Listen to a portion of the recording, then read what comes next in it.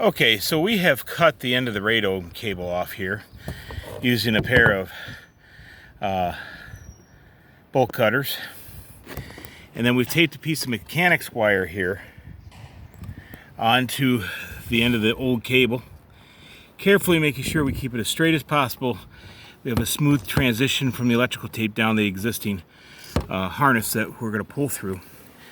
And we've removed our grommet up here, as you can see, the weather grommet, so we have some extra room.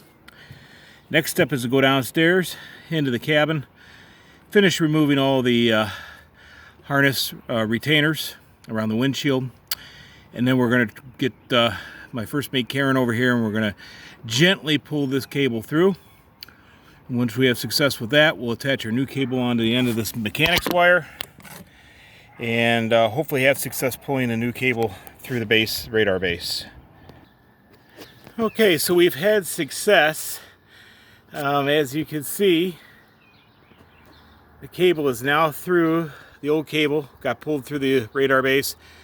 That is our piece of mechanics wire that is laying there that we'll hook the new cable onto. And the old cable is now hanging out the roof for the hardtop. There's the electrical tape. So good success there.